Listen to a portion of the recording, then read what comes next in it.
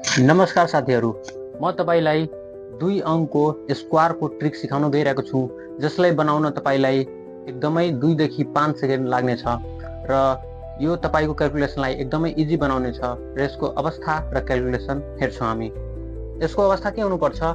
2 अङ्क मध्ये एउटालाई ए मान्नुपर्छ र अर्कोलाई बी मान्नुपर्छ र यो एबीलाई ए प्लस बी को होल स्क्वायरमा लैजानुपर्छ र क्याल्कुलेसन गर्नुपर्छ बी स्क्वायरबाट।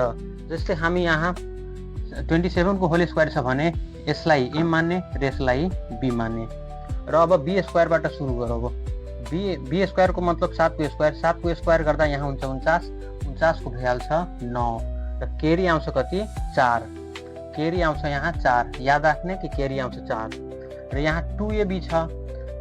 2ab भनेको 2 दुना 4, 4 4 सते 28 अनि 28 4 कति भयो? 32, 32 को भयो यहाँ 2, हातमा आयो यहाँ 3।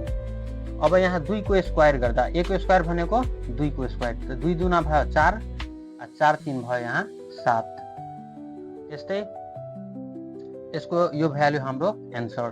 त्यस्तै हामी यहाँ ए भयो यहाँ 7, बी भयो यहाँ 8, 8 को स्क्वायर गर्दा 88 हुन्छ 64 र 64 को यहाँ लेख्ने 4, हातमा आउँछ कति? हातमा आउँछ 6। त्यस्तै यहाँ 2 ले गुणा गर्दा 2 सते 14, 14 8 112 अनि 112 मा 6 जोड्दा 118 हुन्छ। 118 को हुन्छ यहाँ 8 र हातमा आयो 11। त्यस्तै यहाँ 7 सते हुन्छ 49, 49 मा 11 जोड्दा 49 1 50, 50 10 7, यहाँ भइहाल्छ 60।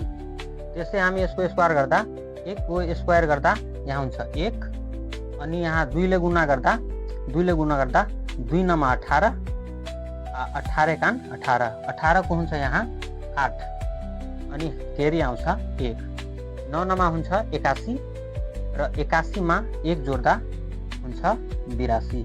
यो भ्यालु यसको आन्सर। त्यस्तै यहाँ 2 दुना हुन्छ 4 र 2 ले 6 मा गुणा गर्दा 12, 12 दुना 24 र 24 को हुन्छ 4, हातमा आउँछ 2 र 6 छके हुन्छ 36, 36 2 हुन्छ 38 र यसरी हामी यो ट्रिक बनाउन सक्छौँ। र यसरी इन्फर्मेटिभ भिडियो हेर्नको लागि तपाईलाई धेरै धेरै धन्यवाद।